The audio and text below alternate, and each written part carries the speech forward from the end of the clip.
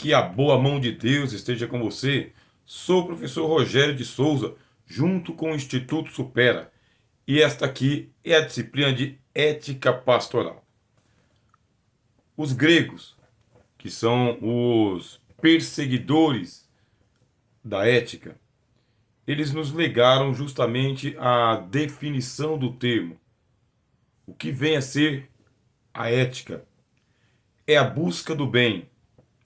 É a busca do bem do mínimo ao máximo, envolvendo o um e envolvendo o todos. Esse que é o significado do termo no original grego.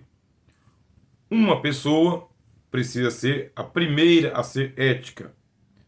E o todo deve ser ético também. O bem, ele tem uma escala, que é o mínimo necessário e o máximo possível. Nós conhecemos qual que é o mínimo necessário da ética, do bem, daquilo que é certo, daquilo que é correto e daquilo que é bom. Não podemos abrir mão do mínimo necessário. Quando nós vamos estudar a filosofia, existe um estudo chamado de necessitarismo. O necessitarismo, ele pode ser assim também pensado. É aquilo que não pode deixar de ser. Esse é o necessitarismo. Junto com o necessitarismo, existe aquilo que é o acessório. Acessório pode deixar de ser. O necessário não pode deixar de ser. Quando nós nos viemos para a ética ela é necessária ou ela é acessória. Quando a ética ela é necessária, significa o mínimo necessário para a conservação do mundo, da sociedade, das coisas, das instituições, do cosmos como um todo. O mínimo necessário, até o grau máximo possível. Ora, será que nós temos a compreensão de que qual que é o mínimo necessário e qual que é o máximo possível?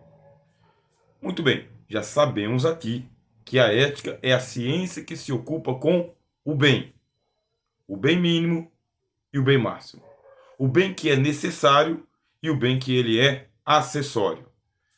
Quando o bem ele é necessário, não pode deixar de ser.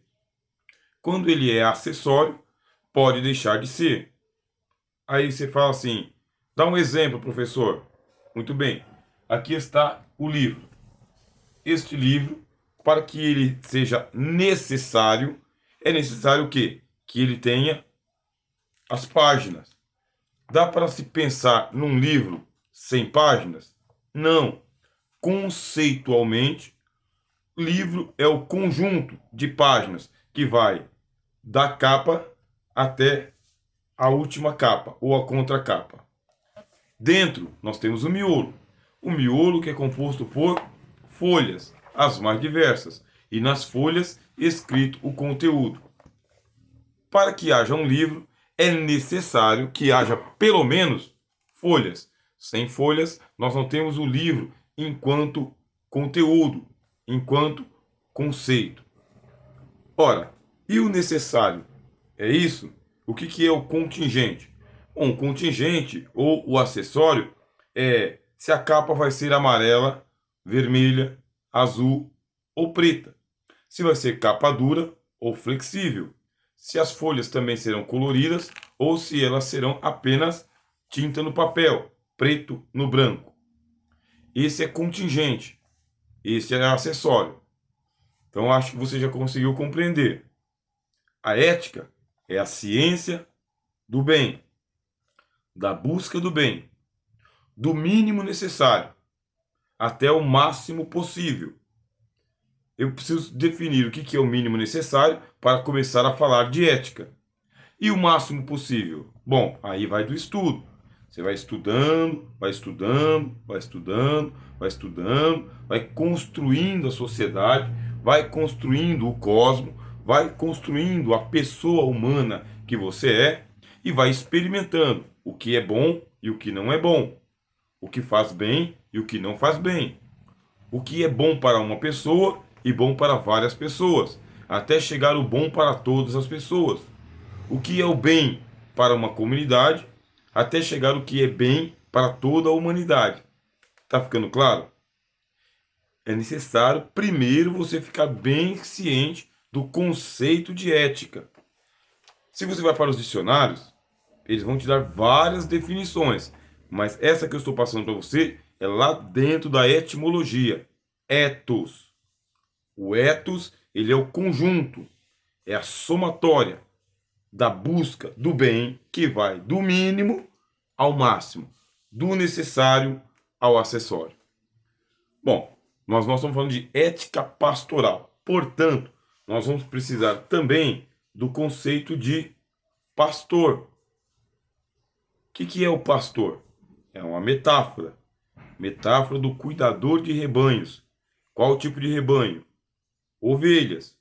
As ovelhas com seus cordeiros. Quem são os cordeiros? É a ovelha na sua primeira idade. A ovelhinha. Aí é chamado de cordeiro. E depois que ela passa de 1 ano, aí ela é tratada como uma ovelha, faz parte do rebanho. Quando se fala do pastor, é a metáfora de um cuidador de rebanho, que acompanha desde o nascimento da ovelha até a sua tosquia ou, se necessário, o seu sacrifício também.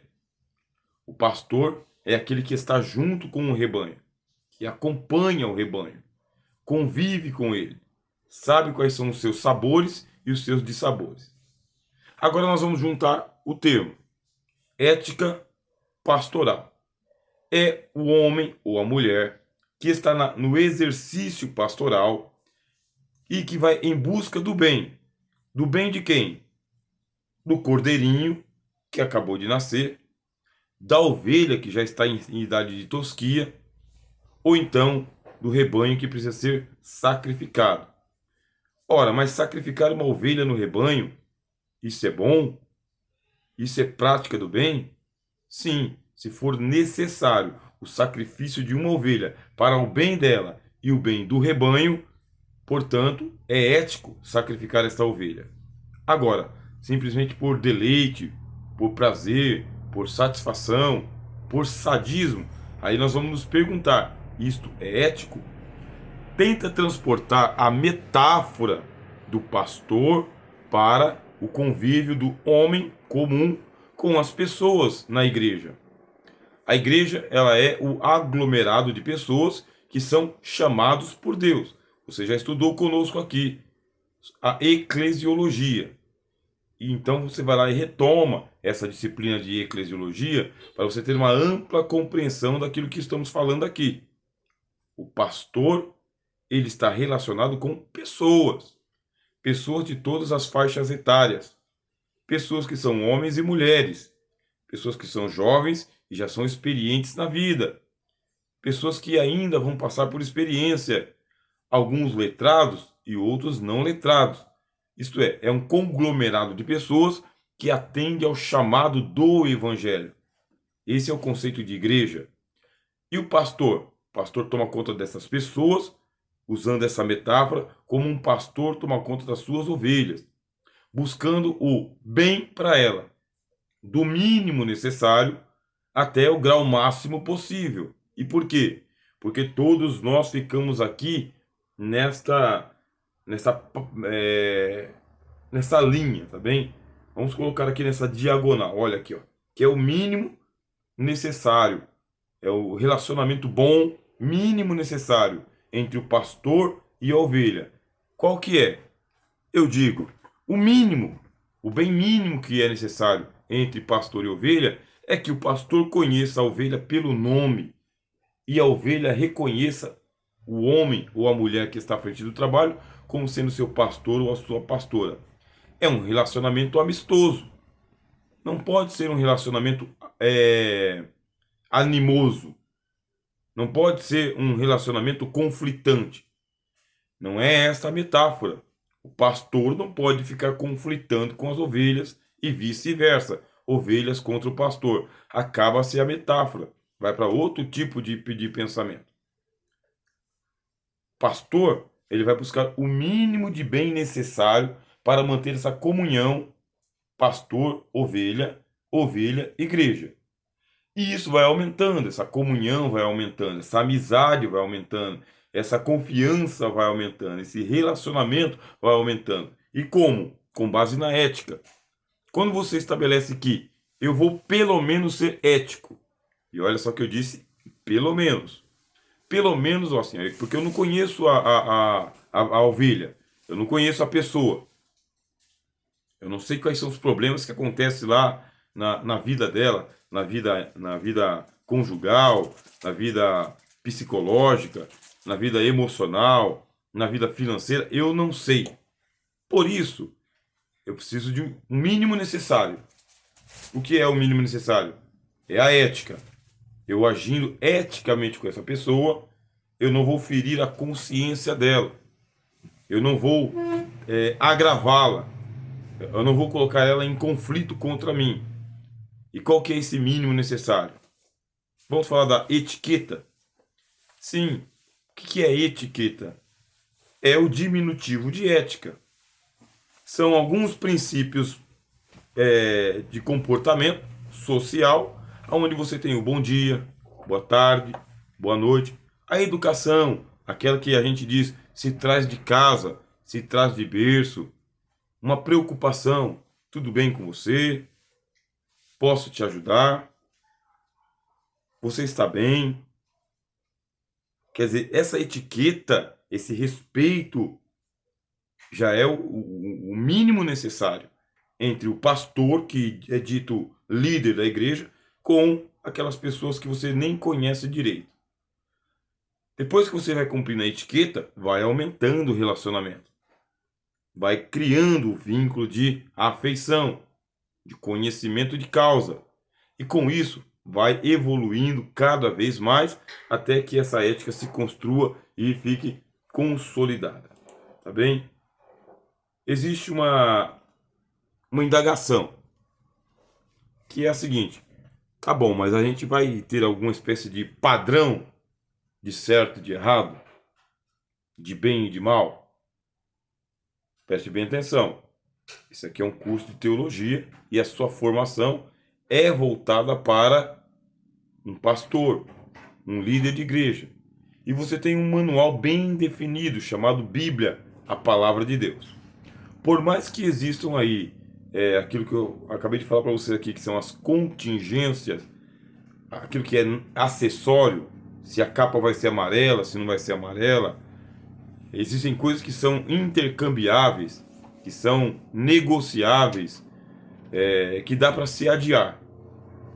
Por isso, antes da gente estabelecer aqui padrão de certo e errado, primeiro, vamos para aquilo que já está fixo, que já está estabelecido, que já está convencionado. O que é que está convencionado? Paulo diz: o amor não faz mal ao próximo. Ora, se o amor não faz mal ao próximo, e você é o pastor da igreja ou a pastora da igreja, não conhece aquela pessoa, não conhece o seu rebanho, vamos supor que você está assumindo o trabalho agora. Como eu acabei de dizer, comece pela etiqueta. Não é difícil você ir atrás dos manuais de ética ou de etiqueta, do bom comportamento, da boa educação com as pessoas. E quanto ao padrão? Bom, o padrão que está estabelecido para nós: o amor. O amor não faz mal ao próximo. Que mais? Os frutos do Espírito: amor, gozo, paz, longanimidade, benignidade, bondade, fidelidade, mansidão e autodomínio. Contra essas coisas não há lei. Mais uma vez, tem um padrão sim. Qual mais? O Novo Testamento como um todo. A insistência é essa: que você tem uma ética cristã, uma ética pastoral, uma ética neotestamentária, de quem é nascido da água e do Espírito. Por isso você vai ter ali o trato que Jesus teve e que os apóstolos tiveram com a igreja do Senhor e com as pessoas da sociedade à sua volta. Vamos ver um caso aqui crítico, onde o Senhor Jesus foi colocado em conflito. Os discípulos chegaram para o Senhor Jesus e disseram assim: Mestre, vimos um homem expulsando demônios em teu nome, mas ele não anda conosco. Então nós o proibimos. Colocou Jesus aqui num conflito ético. Por quê? Uma coisa é o discípulo, aquele que anda perto, aquele que tem a carteirinha da igreja, aquele que você está diretamente relacionado, ligado por sua eclesiologia, pelo seu ministério, pela sua vocação eclesial. E outra coisa é a sociedade lá fora, a igreja do outro irmão, do outro pastor, a outra denominação ou a outra religião que não é a religião cristã. Como fazer? Temos que lidar com os de dentro e lidar com os de fora. Vamos ter um duplo padrão de moralidade? Vamos ter uma ética para os irmãos e outra ética para os não irmãos, para os descrentes? O que fez o Senhor Jesus? Jesus corrigiu a casa. Jesus não corrigiu lá fora. Eu tenho que ter esse padrão, primeiro, para a minha turma, para o seu rebanho, para aqueles que são liderados por você. Aí, uma vez que eles reconhecem esse código de ética interno, esse regimento interno, esse estatuto social, este contrato idealizado, aí você pode tratar depois da turma de fora. O que fez o Senhor Jesus? Ele disse, não lhos proibais. Corrigiu dentro de casa primeiro. Aí depois Cristo explicou. Não há ninguém lá fora que hoje, usando o meu nome e expulsando demônios, amanhã ou depois esteja falando mal de nós. Aí Jesus dá mais uma lição, dizendo, quem não é contra nós é a nosso favor. Quem conosco não espalha, ajunta. Veja só o critério ético do Senhor Jesus para com os discípulos e para com os de fora. Qual que é o padrão? Primeiro, o amor. Segundo, os frutos do Espírito. Terceiro, a doutrina dos apóstolos, que está em o Novo Testamento. Como ter conhecimento da doutrina dos apóstolos? Só lendo. Lendo todas as cartas. Lendo tudo o que eles escreveram. Lendo o tempo todo. Não se esqueça, o pastor, ele é assim chamado por causa que ele vai cuidar das ovelhas de Jesus. Quando Cristo ele ressuscitou dos mortos, chamou um pescador e disse para esse pescador que agora ele ia ser o pastor de ovelhas.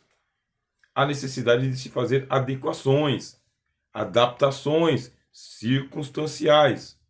Mesmo que a profissão do pastor lá fora, no mundo secular, seja de um chefe de seção, um comandante das Forças Armadas Brasileiras, de um grande empresário, de um psicólogo, ou no meu caso, de um professor, quando se assume o rebanho de Jesus, a sua profissão secular, ela se torna secundária.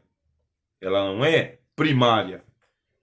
Isto é, você não vai tratar a igreja de Jesus igual você trata a empresa, o funcionário, o colaborador, o empregado. Você vai tratar a igreja de Jesus como a irmãos. Gosto muito de uma expressão que existe entre os franciscanos, onde eles falam do irmão menor. Se você tiver paciência e quiser melhorar a sua compreensão do assunto, leia sobre a Ordem de São Francisco. E eles chamam aquele irmão que tem que tomar conta de todo mundo, chamam ele de o irmão menor. Quem é o irmão maior? É aquele que está sentado para receber o serviço. Quem é o irmão maior? Aquele que está de pé para servir. E você vai lendo a ética da Ordem de São Francisco. Aliás, não leia só material evangélico. Não leia só material de viés protestante. Aprenda a fazer uma leitura livre, aberta, inteligente e responsável. Eu falei responsável. Faça uma leitura responsável, inteligente, de outros materiais, além do curral cristão evangélico. Leia a Ordem de São Francisco, a Ordem de São Bento, a Ordem de São Domingos, que é um material que é produzido pela Igreja Católica. E não somente pela Igreja Católica. Leia também os extratos de fé dos anglicanos, da Igreja Ortodoxa Oriental, de fala grega. O que te vier à mão, leia.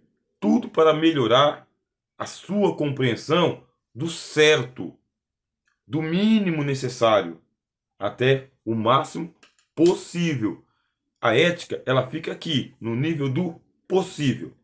Nada metafísico, nada além do humano, nada extraordinário. É só o trato diário.